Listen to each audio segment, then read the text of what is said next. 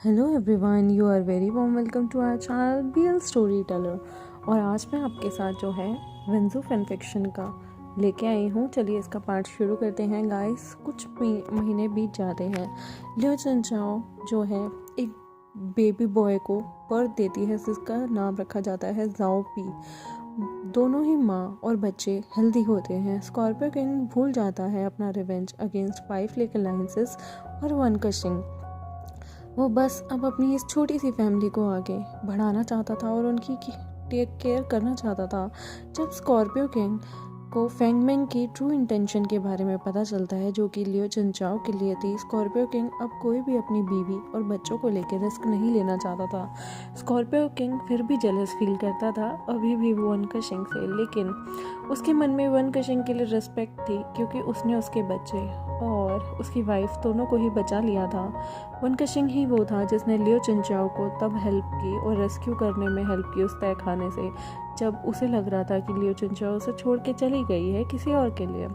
One Cushing ने उसकी बीवी और उसके अनबॉर्न बेबी को बचाया था बिना किसी सेल्फिश मोटिव के। तो स्कॉर्पियो किंग उसका थैंकफुल रहता है ज़िंदगी भर के लिए आभारी हो जाता है। और उसकी टू बिलव पर्सन जो कि उसकी वाइफ, क्योंकि उसके पास फैमिली के नाम पे कोई भी नहीं बचा था, सिर्फ इविल दुपासा और उसकी सबॉर्डिनेट्स ही थे। लेकिन अब उसकी बीवी और बच्चे इस लाइफ में उसका पार्ट बन चुके थे। वो वन कशिंग का आभारी था। इविल दुपासा भी शादी कर लेती है अपने एक सबॉर्डिनेट मूसा से और एंजॉय करती है अपनी मैरिड लाइफ को। और वो इविल दुपासा भी हर चीज़ को मूसा के साथ एंजॉय करना शुरू कर देती है। स्कॉर्पियो किंग भी अपनी लाइफ को दोबारा से कंटिन्यूटी में लियो चनचाओ के साथ एंजॉय करता है। और वो उसका जो बेटा होता है वो 1 महीने का अब हो जाता है। वो अपनी वाइफ के साथ डेली नाइट एक्टिविटी खूब एंजॉय करता है। लियो चनचाओ तो कभी कभी अपने हस्बैंड के इतने रोमांटिक होने की वजह से एग्जॉस्ट हो जाया करती थी, लेकिन उसका पति उससे प्यार करना छोड़ता ही नहीं था। उनकी एक छोटी सी प्यारी सी न्यूक्लियर फैमिली थी। स्कॉर्पियो किंग तो एक सेक्ट चला रहा था, लेकिन अब वो कोई भी ट्रबल अपने सेक्ट में नहीं चाहता था। स्कॉर्पियो किंग भी अलाउ करता है लियो चनचाओ को 4 सीजन मैनर में विजिट करने के लिए, और श्यामन और अपने ex chief of ghost of valley one Cushing से मिलने के लिए भी। वो बहुत ही ज़्यादा डेलिकेट टाइम था। वो ट्रैवल अवॉइड करती थी क्योंकि अभी जस्ट उसने 1 महीने पहले ही बेबी बॉय को जन्म दिया था। उसका बेबी बॉय भी अपने पापा की तरह एकदम स्टबर्न हुआ करता था। लियो चनचाओ और स्कॉर्पियो किंग की स्टोरी भी बहुत अच्छे से जो है आगे चलने लगी। वन कशिंग जोस इशू से पूछता है कि वो कैसे की स्टेट के उस तहखाने में पहुंचा, तो एक फ्लैशबैक शुरू होता है। जोसेशु बताता है अपने हस्बैंड को कि जिस रात वो साउदर्न रीजन में थे 5 लेक अलायंस के, और जब उनके बीच वो बहुत ही ज़्यादा extremely hot daily night activity ने हुई थी, तब उसके बाद उसके कैंप में जब वन कशिंग वहाँ से चला गया था, उसे 2 रोने की आवाज़ें सुनाई देती हैं। वो उठता है, खुद को ड्रेसअप करता है, तब वो देखता है कि उसके टेंट में 2 बच्चे आते हैं और वो रोते रोते कहते हैं कि वो बहुत हंग्री हैं। जोसेशु उन्हें पास की टेबल में पड़े हुए कुछ फ्रेश फ्रूट खाने के लिए देता है। जोसेशु अवेयर नहीं था ये एक प्लॉट हो सकता है कि स्टेट के सोल्जर्स के थ्रू किड्स जो थे वो सिग्नल करते हैं कि स्टेट के सोल्जर्स को, जो कि किड एकदम से वहाँ पर बहुत सारा पाउडर फैला देते हैं, जो कि एक तरह से एनेस्थेटिक पाउडर होता है जिससे जोसेशु बेहोश हो जाता है। और वहाँ पे सोल्जर्स आते हैं और जोसेशु को किडनैप कर लेते हैं। वो एक डेड बॉडी को वहाँ पर फेंक देते हैं जिससे उन्हें लगे कि जोसेशु मर गया है। जोसेशु अभी अनकॉन्शियस हल्का था। जब जोसेशु उस तहखाने में उठता है तब उसकी रिस्ट और लेग्स बंधे हुए थे एक आयरन चेन से, और की स्टेट के सोल्जर्स वहाँ पर टाइम टू टाइम दिन में 2 बार उन लोगों को चेक करने आते थे। वहाँ पर वो देखता है कि बहुत सारे बच्चे थे और एक बेबी तीमी नाम की भी लड़की होती थी। वो जोसेशु के पास बैठी हुई थी और उसे बार बार बाबा बाबा कह रही थी। की स्टेट के सोल्जर्स भी वहाँ पर ज़्यादा खाना नहीं देते थे। वो दिन में सिर्फ 2 बार खाना देते थे और वो भी बहुत कम। फूड बहुत ही ज़्यादा ड्राई और बहुत ही बेकार क्वालिटी का होता था और ऐसे खाना होता था जो कि कोई खा भी नहीं सकता था। वहाँ के बंस भी इतने ड्राई होते थे। ड्रिंकिंग वाटर तो इतना ज़्यादा डर्टी था। सो जीशु प्रेग्नेंट था, वो मिस करता था अपने हस्बैंड के वार्मथ को। लेकिन वहाँ पर उसे बेबी टिमी मिली, वही बच्ची जो जिसकी लाश उसके हाथों में थी। वो हमेशा उसे बाबा समझ के उस पर चिपकी रहती थी। वो दोनों के दोनों अपना टाइम एक साथ एक दूसरे से बातें करने में बिताते थे।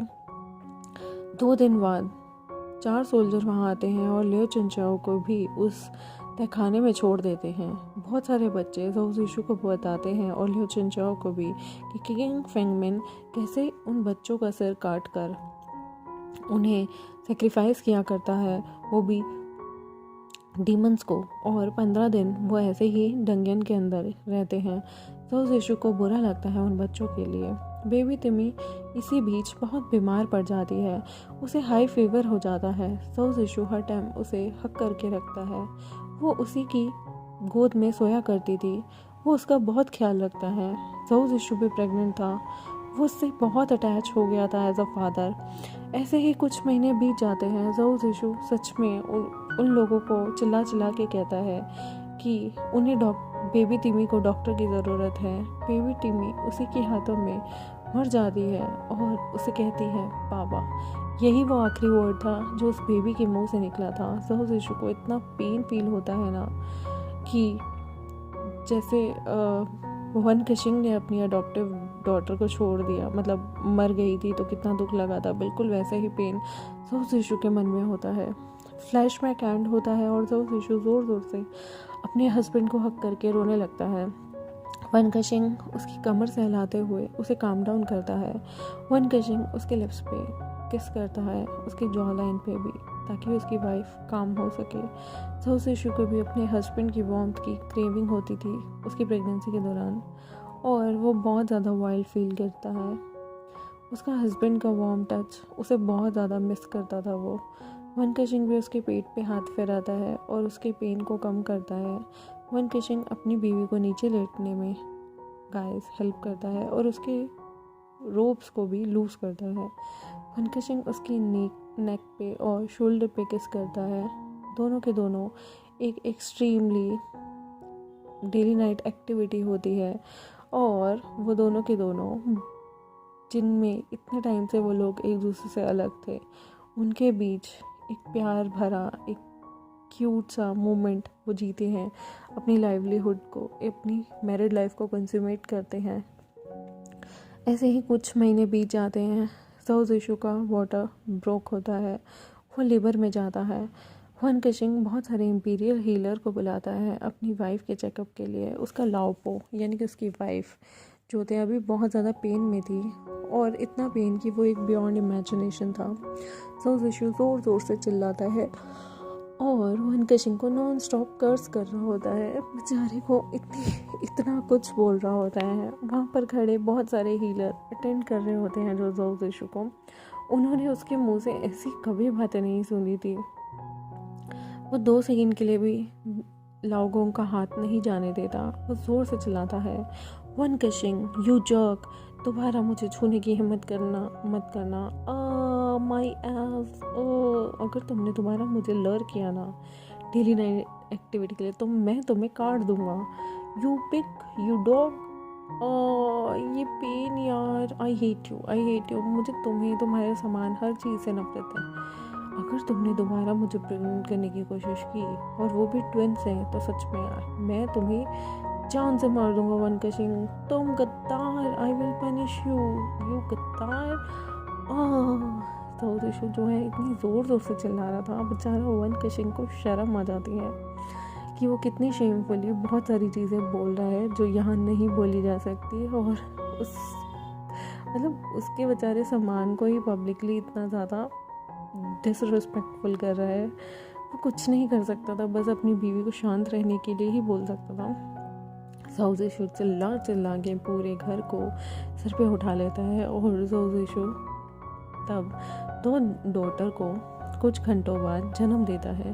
दोनों बहुत ही ब्यूटीफुल थी, उनके चीक्स बहुत ही पिंक थे। वन केशिंग अपनी दोनों डॉटर को अपने हाथ में लेता है।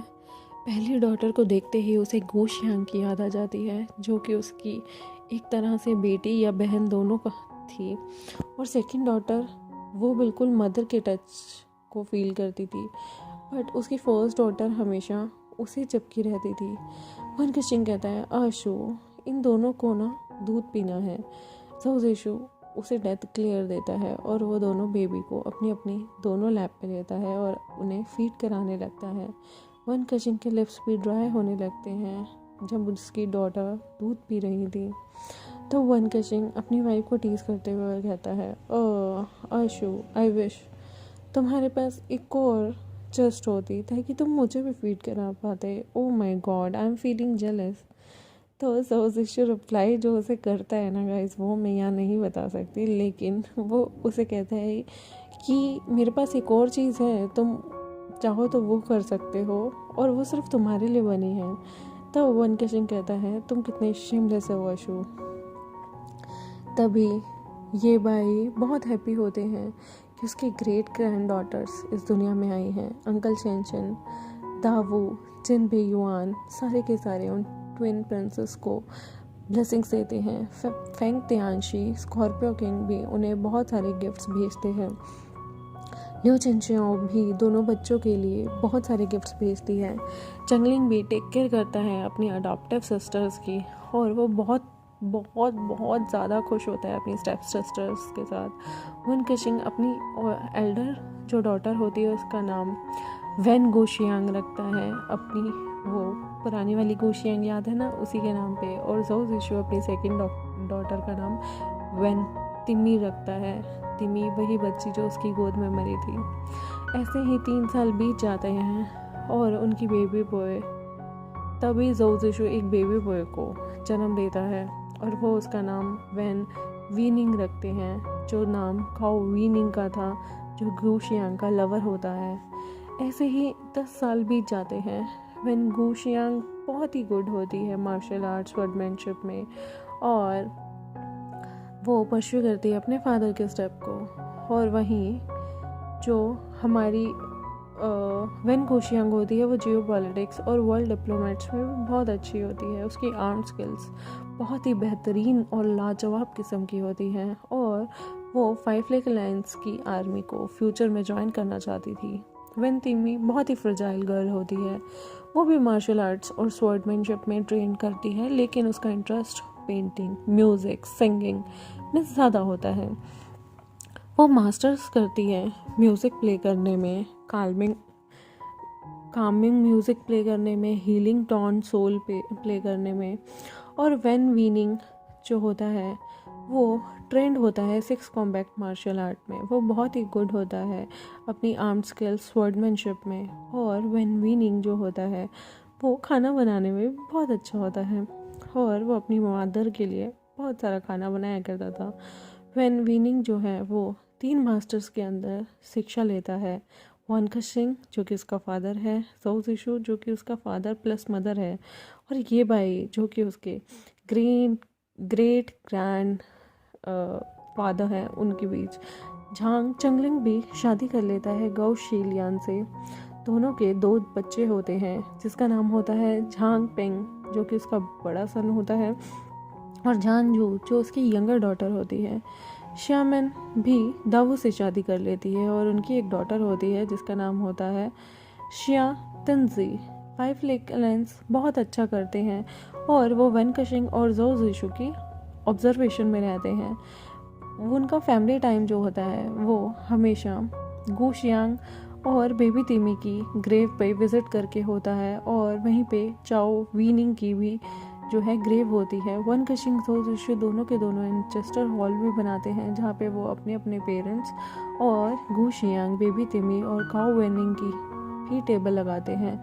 इस तरह से ये ब्यूटीफुल स्टोरी ख़त्म होती है। आई होप आपको ये ब्यूटीफुल स्टोरी अच्छी लगी हो तो प्लीज़ गाइस मेरे चैनल को सब्सक्राइब कर दे, वीडियोस को लाइक कर दे और सबके साथ शेयर कर दे। आई होप आपको ये पसंद आई हो। Thank you very much, bye bye. और ये वाली वेंज्यू स्टोरी गाइस ख़त्म हुई है, मैं नेक्स्ट वेंज्यू आपके साथ लेके आऊँगी। मैंने पार्ट 1 शेयर कर दिया है। प्लीज़ आपको जितना अच्छा लगे उतना ही लोगों के साथ उसे शेयर कीजिए। Thank you very much, bye bye.